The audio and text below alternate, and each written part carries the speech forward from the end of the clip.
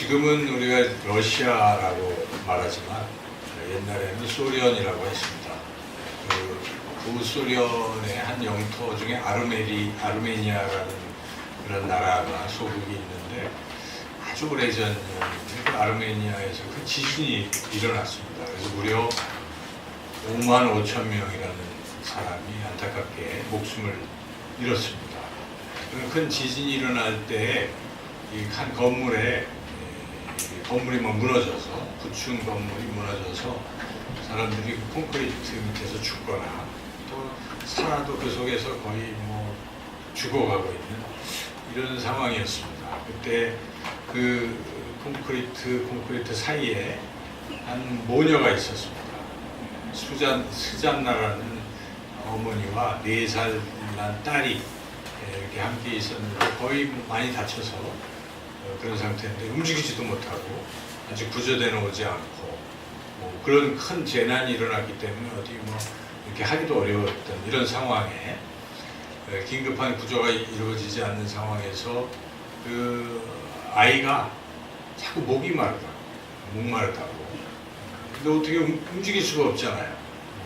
그냥 움직일 수 있으면 물이라 떠다 주겠지만 어떻게 할 수가 없어요. 그래서 이걸 어떻게 하나 하는데 옛날에 TV에서 본 장면이 이렇게 스치듯이 지나갑니다. 이 피를 이렇게 주면 그래도 목을 축이는 이런 장면을 보고 그 속에서 이렇게 움직이지 못하지만 손으로 이렇게 더듬어서 급히 날카로운 것을 찾아서 자기 손가락을 이렇게 베고 거기 이렇게 딸에게 계속 피를 줌으로 목을 적셔서 그렇게 하다가 결국 구조대가 와서 살아나서 이제 그런 얘기가 전해집니다. 그 어머니의 그런 큰 사랑을 우리가 느낄 수가 있습니다. 영국의 그 코벤트리라는 도시가 있습니다. 그 도시에 가면은 유명한 고디바라는 동상이 있는데 아주 유명한 동상인데 그 동상의 모습은 여인의 동상인데 여인이 이렇게 알몸으로 있는 그러한 동상입니다. 거기에는 어떤 이야기가 담겨 있습니다. 그 영국의 11세기 때쯤은 이제 영주들이 각 지역을 다스리고 있었는데 그 지역을 이제 한 영주가 다스리고 있는데 다른 도시들처럼 이 영주도 세금을 그냥 이렇게 매기고 있는데 그게 너무 가혹한 거예요. 볼 때. 그래서 그 영주의 부인이 이 영주에게 그 세금을 좀 낮춰달라고 다른 도시는 그럴지라도 우리 도시에 있는 사람들이 너무 힘들다. 좀 낮춰라. 그랬더니 영주가 코웃음을 치고 안 해주겠다고. 자꾸 이제 해달라고 하니까 그냥 지나가는 소리로 그러면 당신이 알몸으로 말을 타고 거리를 이렇게 돌면 해주겠다. 이렇게 안 할 걸 생각하고 이렇게 얘기를 했는데 그 여인이 알몸으로 말을 타고 이렇게 돌 때 그 소식이 전해졌을 때 그 도시에 있는 사람들이 다 이 카텐을 닫고 일절 밖을 내다보지 않고 수치스럽지 않도록 이렇게 했다는 것이 전해져서 이제 그 동상, 고디바 동상이 세워져 있다는 것이죠. 그래서 그 영주 부인의 그러한 희생으로 그 마을에 이제 사람들이 혜택을 받게 된 것이죠. 우리가 잘 들었던 이야기들 중에 하나가 이제 폴란드의 콜베 신부 이야기입니다. 폴란드의 콜베라는 그 신부가 이 나치에 협조를 안 해서 아우슈비츠 수용소에 수용이 됐어요.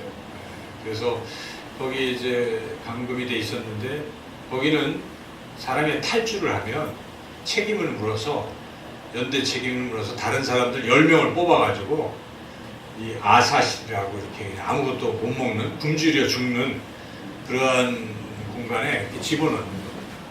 그래서 뽑는 방법은 제비 뽑기.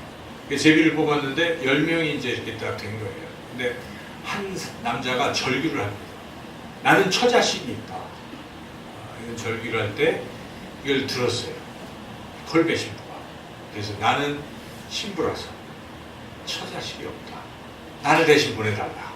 그래서 그걸 허락을 해서 그 아사실에 들어갔습니다. 아사실에 들어가 보니까 다른 9명이 쭉 있는 거죠. 그래서 그때부터 그 얘기를 아니까 그 사람들이 콜베 신부에 감격을 했고 같이 거기서 이제 계속 찬송하고 기도하고 그러고 있는 거예요.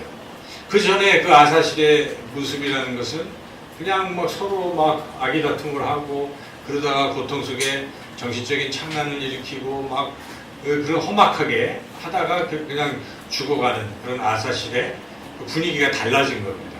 그래서 막 같이 찬양을 하고 근데 죽지를 않는 거예요.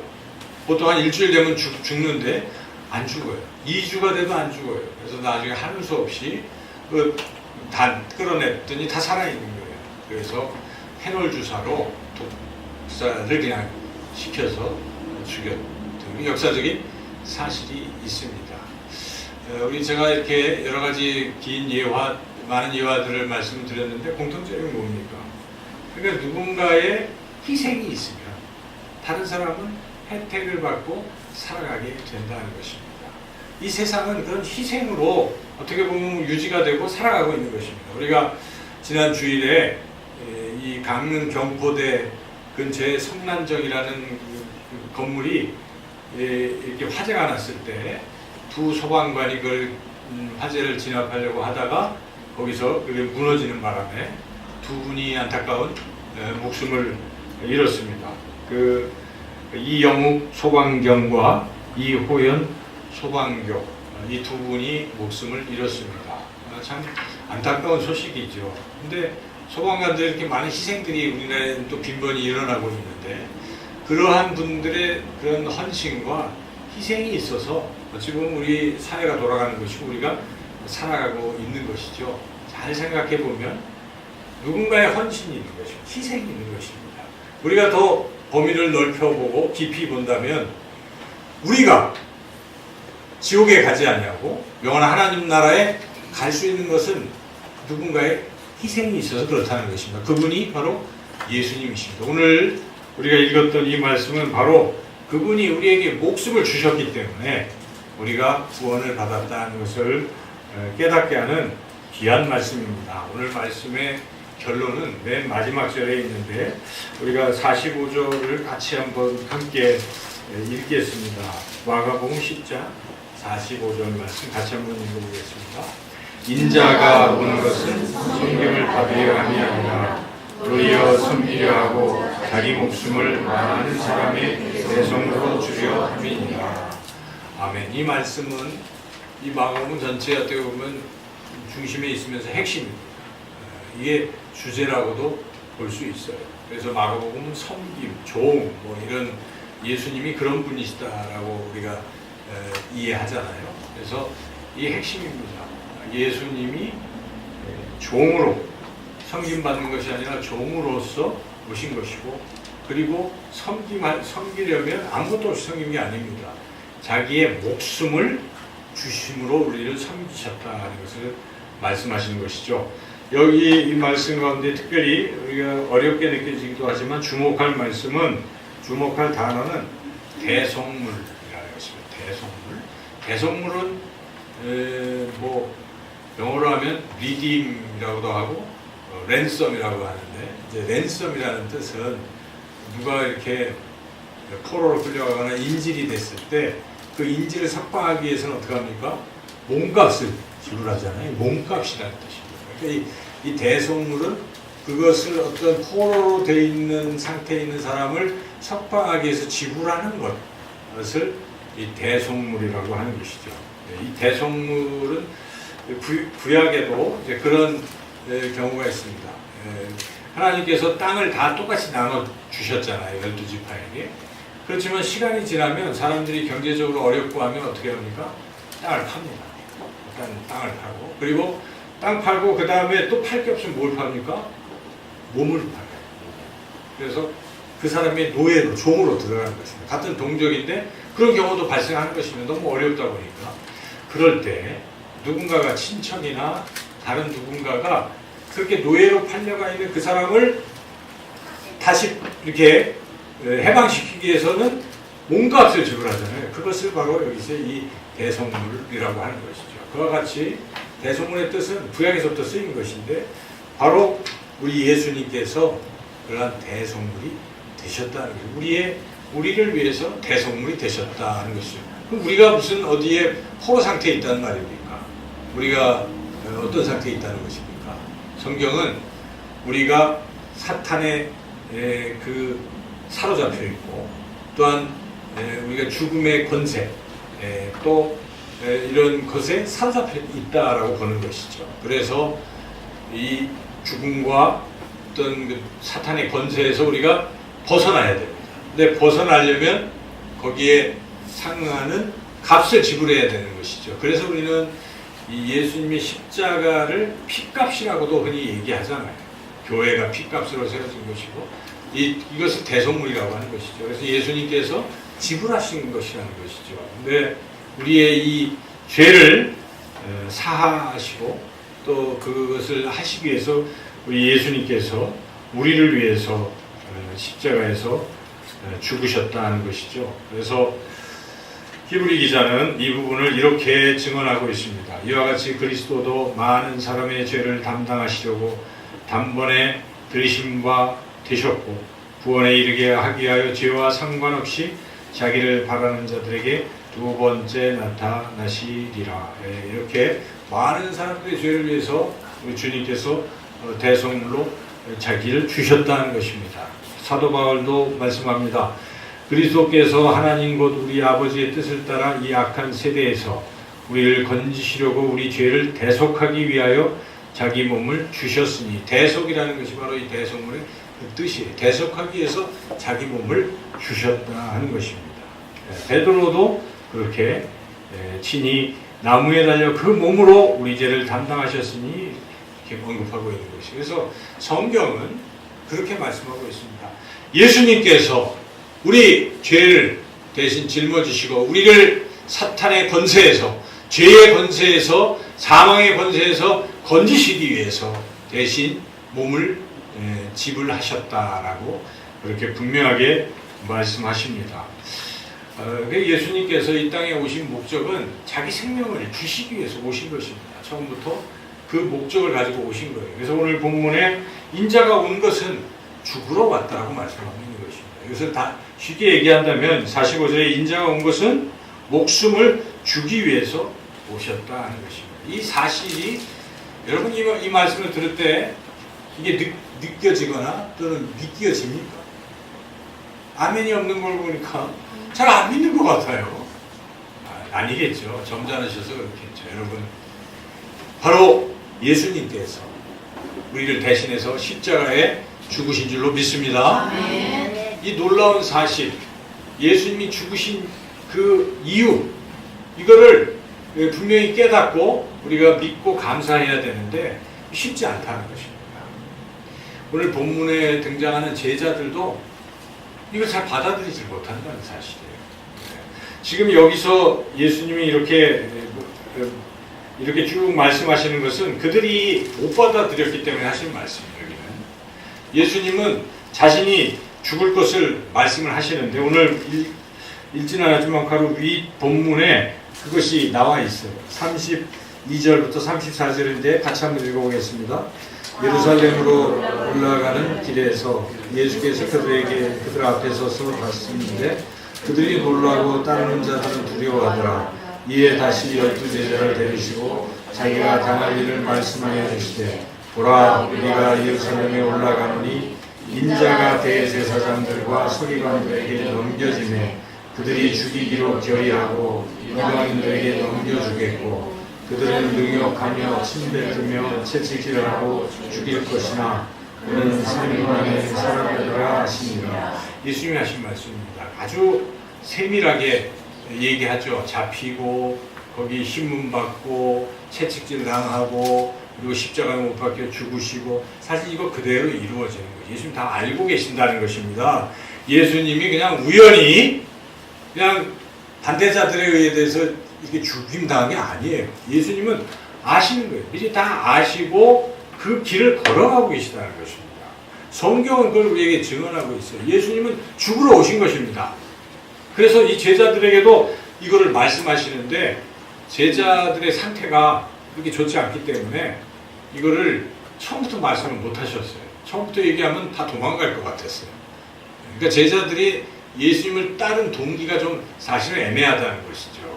그러니까 제자들은 예수님을 따라가면 나는 어부인데 예수님을 따라가면 그래도 높은 지위로 격상이 될 것이고 예수님이 왕이 되면 한 자리에 할 수 있을 것이다. 이런 생각들을 한 거예요, 사실. 그래서 줄기차게 따라가고 있는 건 주님이 아시잖아요. 그래서 처음부터 내가 죽는다는 얘기를 안 하신 거예요. 우리는 이걸 어려운 말로 메시아의 뭐 기밀 이런 용어를 쓰기도 해요. 이렇게 드러나지 않는 거예요. 계속 안 드러나는데 예수님이 죽기 일주일 전에 이 말씀을 하시는 거예요. 물론 일주일보다 좀 더 전입니다. 예수님은 몇 달 전부터 가이사랴 빌립보에서 지금 예루살렘으로 죽으러 오시는 이 과정의 길에서 제자들에게 말씀을 3차례를 말씀하시는 거예요. 그래서 8장에도 한 번, 9장에도 한 번, 여기 우리 10장에도 이렇게 한 번씩, 이 10장은 마지막 3번째 장면입니다. 이 말씀을 하시는 겁니다. 근데 말씀을 하실 때마다 제자들이 믿었느냐? 안 믿었다는 거예요. 제자들이 그 말씀을 별로 중요하게 관심도 두지 않습니다. 첫 번째, 예수님이 그 말씀을 하실 때 어떤 일이 벌어졌습니까? 베드로가 막 예수님 그리스도시요 뭐 이렇게 고백까지 했어요. 그리스도는 메시아니까 구원자라고 하는데 이 베드로는 무슨 생각을 했냐면 우리를 지금 로마의 압제에서 해방시켜줄 왕이시다 이런 생각을 하는 거예요. 그리스도라는 용어가 메시아가 그런 뜻으로 생각하고 그리스도라고 고백했을 때 주님은 그래도 그가 고백을 했기 때문에 참 잘했다고 칭찬도 하시고 그러면서 주님이 이제는 됐구나. 얘기를 해도 되겠구나. 내가 그리스도는 그리스도인데 고난받는 십자가의 그리스도라는 걸 얘기를 해도 되겠구나 하고 얘기를 해줬어요. 근데 베드로가 어떻게 반응했습니까? 그 얘기를 듣고 아멘 할렐루야 했습니까? 아닙니다. 딱 서서 성경 항변한다고 얘기해요. 막 거칠게 다루는 거예요. 막 잡고 그러면 안 된다. 깡패처럼. 왜 죽으려고 하느냐 하고 가로막았다는 것입니다. 첫 번째 그런 반응이 있었어요. 다른 제자들도 이하 동문입니다. 두 번째 주님이 또 조심스럽게 그 말씀하시니까 사람들이 안 물어봐요. 이제 그 얘기 듣기 싫은 거예요. 묻지도 않고 뭐 그러면서 뭐 하냐면 지그들끼리 싸워요. 뭐 때문에 싸웠나 보니까 노상에서 다투고 예수님 그 말씀 하시고 나서 가는데 싸우고 있어요. 누가 크냐? 뭐 키가 크냐가 아니라 누가 높으냐? 이거 가지고 다투고요.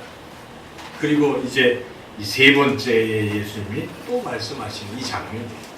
이 장면에서 제자들은 어떻게 반응했습니까? 우리가 지금 읽어서 한번 얼핏 읽어서 그 의미를 잘 확 들어오지는 않겠지만 역시 비슷해요. 높은 자리를 탐하고 있는 모습입니다. 그리고 서로 막 화를 내고 있는 거예요. 그래서 예수님의 12제자 중에 두 사람이 누굽니까? 야고보와 요한. 처음 부른 제자들이에요. 처음 갈릴리 바다께서 4명 불렀는데 누구 부릅니까? 베드로와 그의 동생 안드레, 그리고 야고보와 그의 동생 요한. 4사람을 불렀어요. 어부들이에요. 이 사람들이 어찌 보면 첫 제자고 예수님이 중요할 때마다 그 중에 안드레 빼고 3명을 항상 같이 데리고 다녔던 수제자 중에 수제자인데 이들이 하는 얘기가 뭐라고 얘기합니까? 주님이 왕이 되고 높아지면 저는 야고보가 저는 오른쪽, 우리 동생은 왼쪽 이렇게 자리를 주세요. 이러고 있는 거예요. 정말 이해가 가지 않지 않아요. 주님은 십자가에 죽으러 가신다고 하는데 그건 안 믿는 거예요. 그건 그냥 하는 소리로 생각하는 거예요. 안 믿어요. 안 받아들여요. 오늘날 여러분이 십자가의 설교를 들을 때 어떤 분들은 감격으로 받아들이는 사람이 있는가 하면 어떤 사람들은 듣지를 않아요. 듣는 척해도 별로 의미를 두지 않는다는 것입니다. 이게 문제라는 것입니다. 여러분 이렇게 되면 신앙이 한참 잘못된 것입니다. 십자가는 신앙의 핵심입니다. 이게 핵심이에요. 복음 중에 복음인 것입니다. 십자가를 믿을 때 그가 예수님을 믿는 것입니다.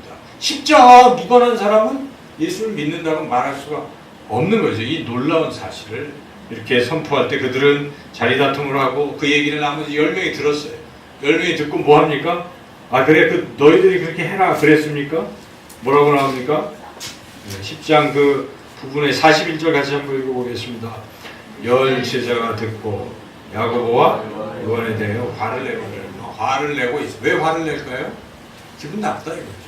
우리도 그런 자리에 올라야 되는데 니들이 뭔데 니들이 높은 자리에 오르냐. 그러니까 결국 세 번째 이 순환고지를 하셨음에도 제자들은 뭘 하고 있습니까?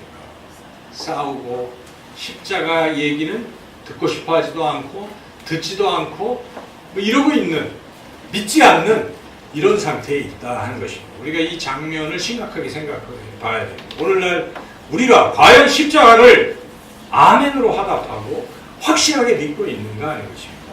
만약 그렇지 못한다면 늘 듣는 소리인데 오늘도 또 그 소리냐? 라고 생각하는 분이 혹시 계시다면 심각하게 생각해 봐야 돼. 제자들과 무엇이 다르단 말입니까? 제자들도 그렇게 따라가면서도 십자가는 별로 생각하지 않는다는 것입니다. 우리가 기독교인이 신앙생활 하면서도 십자가를 그렇게 별로 중요하게 여기지 아니한다면 똑같다는 것입니다. 그렇다면 왜 이 예수님의 제자들은 십자가를 깨닫지 못하고 중요하게 여기지 못했는가? 우리가 그 이유를 생각해 본다면 오늘날 우리가 그리스도인이라고 하는 사람들이 왜 십자가에 대한 감격이 없는가? 그 이유를 우리가 짐작할 수 있다는 것입니다. 첫째, 그 이유는 우리가 본문 말씀을 생각할 때 깨닫지 못하는 그 이유가 무엇입니까? 그 이유는 이 제자들은 가치관이 세상 가치관에 젖어 있어요. 그래서 그런 것입니다. 하나님 나라 가치관을 가진 게 아닙니다. 세상 나라의 가치관을 가진 것입니다. 세상 나라 가치관이 무엇입니까? 높이 되는 것입니다. 여러분 그렇지 않습니까? 사실 세상 사람들은 뭐 하고 있습니까? 높아지려고 살아가는 거예요. 왜 공부합니까? 학생들이 좋은 대학 나와서 좋은 자리 갖고 더 높아지려고 공부하는 거예요. 여러분 안 그렇습니까? 그걸 부모들은 시키고 있는 거예요. 그렇게 해라. 뭐 하고 과외도 시켜주고 계속 밀어주고 있는 것이죠. 다 그거예요. 사실은. 높은 권력을 갖는 것, 그리고 높은 또 뭐 재력을 갖는 것, 이런 것이 세상 가치관이에요. 그렇지 않으면 밟히는 것이고, 그렇지 않으면 손해보는 것이고, 그렇지 않으면 살아갈 수가 없기 때문에 여하튼 높이 돼야 돼. 높아져야 돼. 입신양명, 출세해야 돼. 이것이 세상의 가치관이라는 것입니다. 제자들이 지금 그 세상의 가치관에 젖어 있는 것이에요. 그렇기 때문에 예수님이 하시는 말씀을 이해도 못하고 깨닫지도 못하고 믿지도 못하는 것입니다. 십자가가 아무런 의미가 없습니다. 지금도 이 자리에 만약 우리가 세상 가치관에 젖어 앉아서 이 말씀을 듣고 있다면 그런 틀림없이 십자가에 대해서 별 의미를 두지 아니할 것입니다. 십자가 무슨 나의 출세에 상관이 있단 말이냐? 그 십자가 얘기할 때 안 들어요. 그런데 간혹 가다가 성경에서 하나님이 형통케 하시리라 뭐 이런 얘기하면 귀가 번쩍. 어떻게 하면 우리가 형통케 되는가? 그것은 이미 하등 종교라고 말할 수밖에 없어요. 여러분 기독교는 하등 종교가 아닙니다. 세상의 기복 종교는 다 그런 거예요. 하면 복받는 기복주의에 기반이 있는 것입니다. 자기가 하는 만큼 받는. 그게 아닙니다. 성경에서 말씀하시는 것은 그게 아니라는 것입니다. 세상의 가치관을 버리라는 것입니다. 그래서 예수님께서 첫 번째 베드로가 그런 말씀인데 야단치고 뭐라고 말씀하니까 너희가 다 누구든지 나를 따르려거든 자기를 부인하고 라고 말씀하는 것입니다. 자기를 부인하는 것이 무엇입니까? 세상의 가치관을 부인하라는 것입니다. 아직도 내가 세상 가치관에 젖어 있다면 십자가를 이해할 수가 없는 것입니다. 당시 사람들은 다 영광을 생각하는 것이에요. 이 로마의 압제하에서 어찌하든지 왕이 나타나서 이스라엘을 구원하게 하는 것만 꿈꾸고 있는 것이죠. 그런 영광만 생각하는데 무능하게도 십자가에서 죽겠다고 하니까 돌로 던지고 처음에는 호산나 쫓아가던 다윗의 왕이여 왕이시여 했는데 그가 십자가에서 죽는 것을 보고 그 무리들이 유대 군중들이 돌로 치고 침뱉고 욕했다는 사실을 성경을 통해서 알 수가 있어요. 왜 그렇습니까? 그들의 가치관이 그냥 그 수준이라는 것입니다. 여러분 세상의 가치관을 가지고는 우리가 십자가의 은혜를 깨달을 수가 없습니다. 사도 바울이 그러므로 우리가 나는 죽고 그리스도께서 내 안에 사신 것이라 그렇게 말씀하고 있지 않습니까? 그와 같이 자기를 부인하고 이 세상의 가치관을 따르지 아니하는 여기서부터 십자가를 이해할 수 있는 가능성이 보인다 하는 것입니다. 사도 바울은 그러므로 땅의 것을 사모하지 말고 위의 것을 사모하라고 또한 말씀하지 않습니까? 여러분, 교회에 와서 우리가 신앙생활을 시작할 때는 세상의 가치관 가지고 하는 거 아닙니다.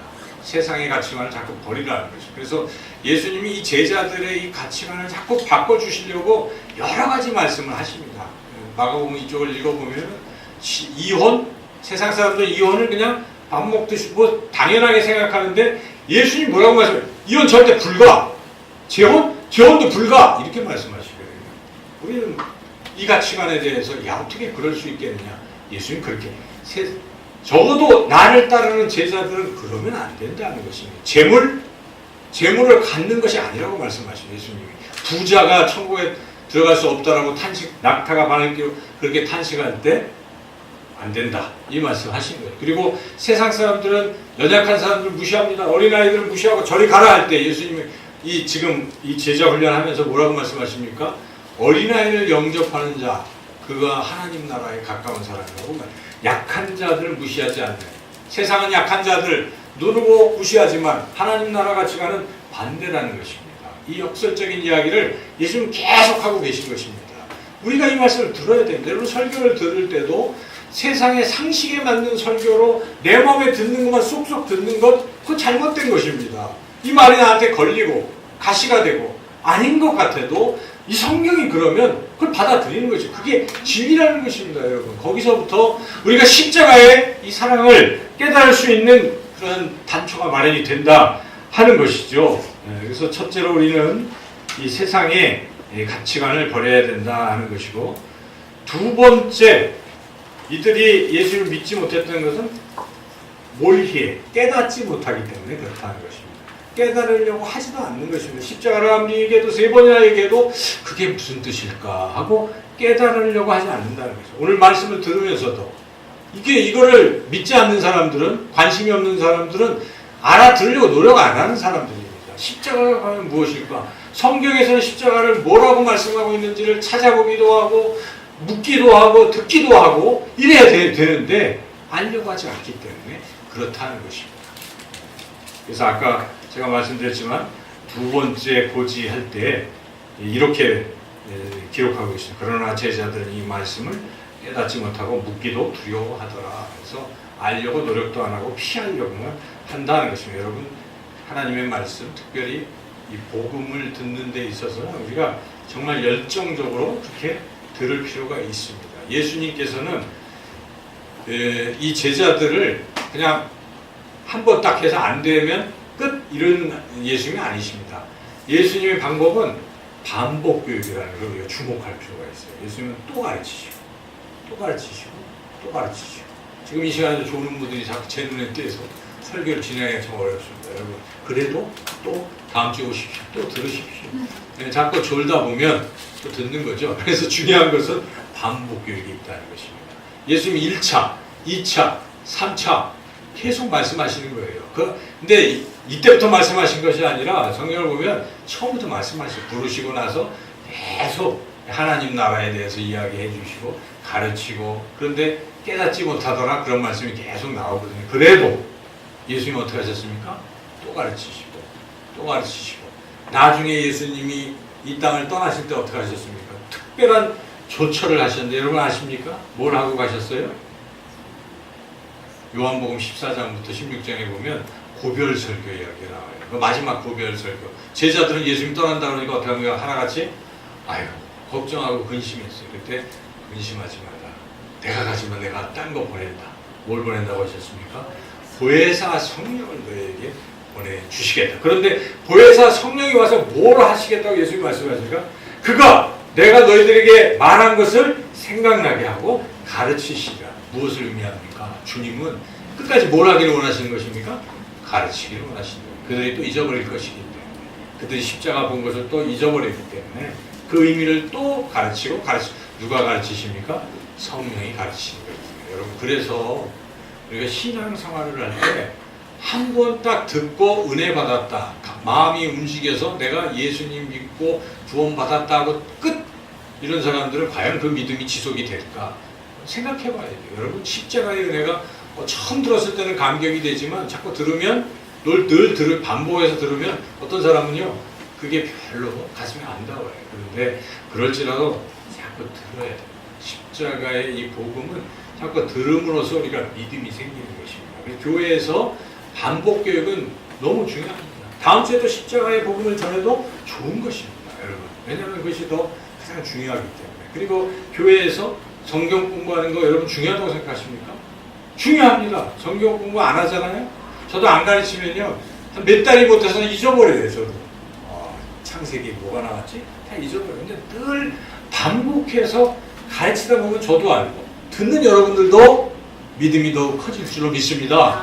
우리 믿음을 지키는 게 참 중요해요. 그래서 여러분 열심으로 하나님 말씀을 늘 읽으시고 새벽마다 읽으시고 그리고 또 공부도 하시고 그렇게 유지를 해야 그 믿음이 성장도 되고 또 그렇게 된다는 것이 오늘 이 주신 말씀을 통해서 우리가 이 십자가의 귀한 은혜를 우리가 깨닫고 알아야 되는데 그것이 우리 안에 지속이 되기 위해서는 세상의 가치관을 자꾸 버리고 그리고 또 주님 이 말씀을 계속 반복해서 들으심으로 여러분들이 이 십자가 안에서 늘 그 사랑 안에 거하시기를 축원합니다.